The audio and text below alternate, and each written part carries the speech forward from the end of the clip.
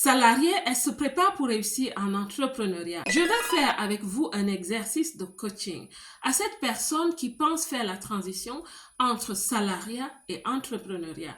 Donc, ma belle, tu travailles comme salarié et tu souhaites devenir entrepreneur. C'est une transition qu'il faut préparer. Et avant de commencer, je souhaite te dire que ce n'est pas pour te décourager, mais il y a des questions qui vont un peu te défier. Parce que, ma belle, l'entrepreneuriat, ce n'est pas du gâteau. C'est vraiment pour les personnes préparées. Sais-tu qu'il y a des personnes qui quittent le salariat pour l'entrepreneuriat pour revenir quelques mois plus tard? C'est vraiment pour des personnes entraînées et prêtes. Question numéro 1.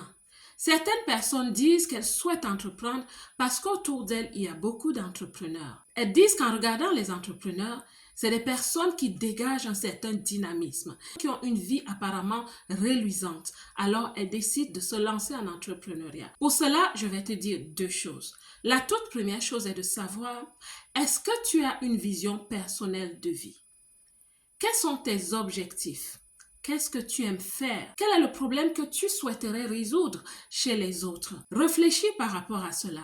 Tu verras, tu trouveras une idée qui est propre à toi. La deuxième chose que je vais te dire, c'est que si tu hésites encore à regarder autour avant de prendre ta décision ou de calquer une vision quelque part, tu es peut-être et sûrement même entrepreneur dans l'âme, qu'à cela ne tienne, ne jette pas encore l'éponge, ne quitte pas encore le salariat. Prends le temps de te préparer, de bien décider. Le moment opportun, personne ne viendra te dire de quitter le salariat. Tu seras prête. Maintenant, je vais te poser la deuxième question. Depuis que tu es salarié, as-tu jamais eu à négocier un avancement, une formation que tu désirais ou même une promotion? Si c'est le cas, est-ce que tu as gagné? Je dis ceci parce qu'en entrepreneuriat, tu auras besoin de très souvent négocier. Il y aura des parties prenantes avec qui tu vas travailler. Que ce soit les personnes que tu embauches, tes collaborateurs, que ce soit les fournisseurs, les clients, tu auras besoin d'avoir assez de niaque, assez de courage pour formuler tes demandes et négocier, que ce soit le prix ou quoi que ce soit.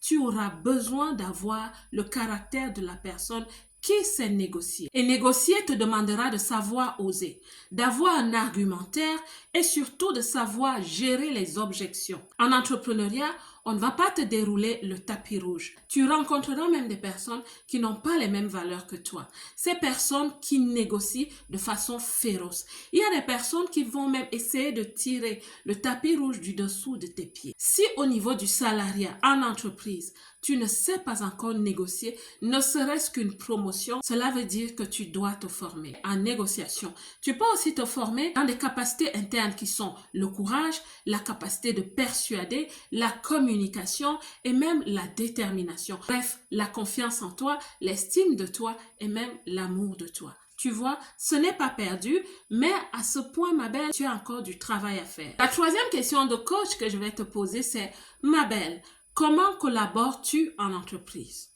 Quand on travaille avec les autres. Donc, parlons de collaboration. Es-tu le genre de personne qui se dit, partout où je vais, on ne m'aime pas? Que ce soit en famille, les amis, partout où je vais, dans mon voisinage, dans ma zone de résidence, les gens ne m'aiment pas. Peut-être que les gens n'aiment pas mon étoile, ma lumière brille un peu plus, donc je dois me cacher. Quand je vais au travail, j'arrive le matin, je dis juste bonjour, je fais un sourire, je vais m'asseoir. Je fais ce qu'on me donne de faire et puis basta. Est-ce que tu es ce type de personne? Et parfois tu as raison. Peut-être que tu as vécu des choses tellement difficiles que tu as décidé de te cloîtrer, de te cloisonner. Tu as décidé de te protéger. Mais ma belle, en tant que salarié, ça passe encore. Quand tu deviens entrepreneur, la collaboration est à un autre niveau. On parle généralement de réseautage, de connexion. Et là-bas, tu as d'autres skills à développer, d'autres compétences humaines. Et ce n'est pas un endroit où tu vas te dire, je vais être en vase clos. Tu ne peux pas, ma belle. Tu as des collaborateurs, des fournisseurs, les clients. Tu vas même collaborer avec l'État, l'administration. Tu dois payer les taxes. Tu dois être la personne qui sait poser des limites avec les gens. C'est bien, mais pas les barrières. Et dans ce monde-là, comme toi-même, comme moi, chacun de nous a sa personnalité.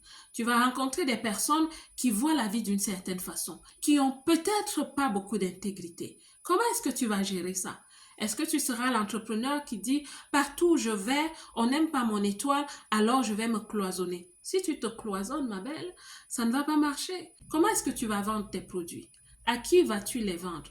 Nous sommes tous imparfaits. Comment vas-tu faire, ma belle? Donc, c'est le moment pour toi de te dire, dans ce domaine, je ne suis peut-être pas prête. Et en tant que coach qui parle aux femmes de la diaspora, je vais te dire, la majorité d'entre nous avons connu des blessures. On est arrivé, on a eu des surprises. On pensait aller dans un Eldorado et on débarque, on a des chocs à beaucoup de niveaux.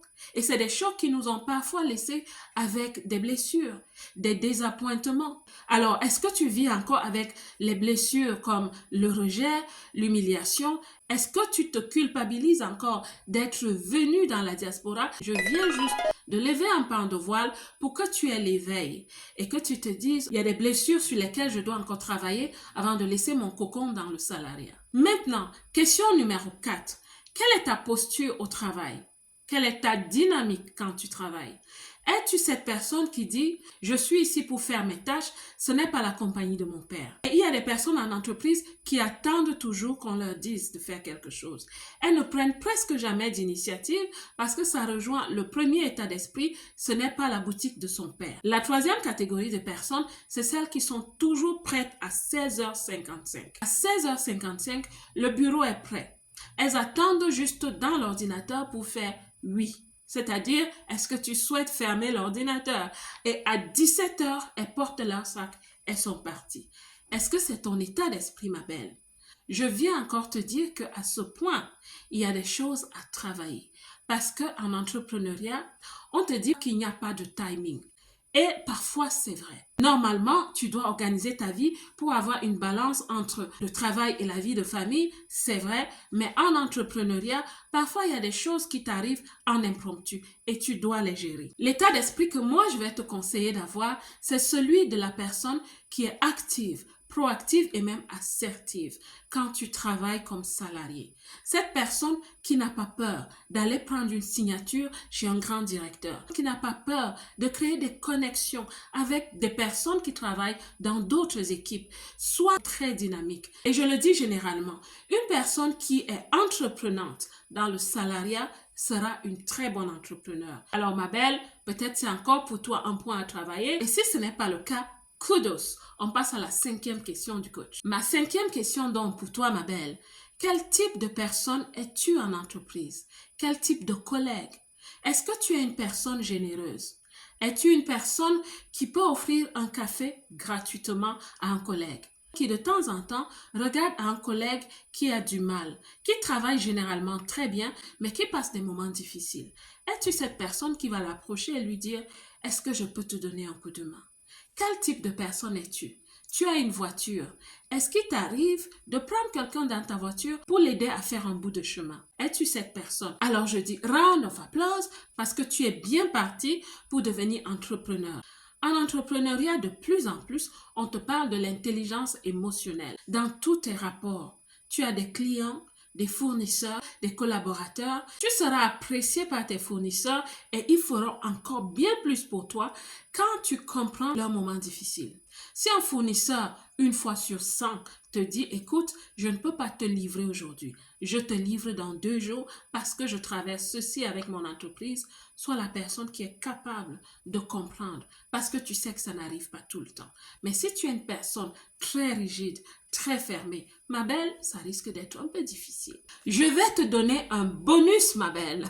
Je vais parler culture, habitude, comportement. Nous sommes dans la diaspora. Et d'où nous venons dans notre culture où il fait chaud, où on fait la siesta, arriver en retard n'est pas toujours très dérangeant. Les autres comprennent parce que généralement, pas tout le monde, mais généralement, ils font pareil. Mais nous sommes dans la diaspora, dans une culture où le temps, c'est l'argent. Time is money, my friend. Time is money. Le temps, c'est vraiment l'argent. Ça peut s'expliquer scientifiquement. Mais s'il t'arrive parfois d'arriver en retard, je vais te préparer en te disant, en collaboration d'affaires, arriver en retard est un très mauvais signe. Tu arrives en retard une fois, ça peut arriver à tout le monde. 2 fois, on commence à te regarder d'une certaine façon. Parce que ce que les gens commencent à se dire, c'est qu'en cas de livraison, est-ce qu'elle ne sera pas toujours en retard pour livrer? En cas de confirmation de paiement, comment est-ce qu'elle se comporte? Quand on lui envoie des mails, des communications urgentes, est-ce qu'elle va répondre à temps? Il y a des personnes qui ont perdu des opportunités parce qu'elles ne comprennent pas vraiment la culture. Et elles se disent, on ne souhaite pas collaborer avec moi. Parfois, c'est juste des petites choses comme ça. Ce que nous, on appelle petites choses, c'est pas toujours des petites choses. Donc, ma belle, si c'est le cas pour toi de te dire, oh, j'ai 30 minutes de retard, c'est pas grave. En entrepreneuriat, entre nous, je vais te dire, il faut oublier ça. Il faut travailler dessus, il faut travailler sur la discipline, sur l'organisation, il faut quitter à temps, il faut travailler cela. J'espère que cette vidéo va te faire réfléchir. Si vous aimez ce format, dites-le moi en commentaire. Je ferai souvent des vidéos comme ça. C'est vraiment du pratico-pratique. C'est des vidéos d'éveil, de coaching. Je dirais coaching d'éveil parce qu'elles vont vous aider à refléter, à vous poser des bonnes questions. La prochaine fois, je vous poserai des questions dans un autre domaine. Toujours dans le cadre de nos thématiques, l'état d'esprit qui nous aide à réussir loin de chez nous, la santé mentale et l'autonomisation. La belle diaspora, que Dieu vous bénisse. Comme d'habitude, moi, je vous aime.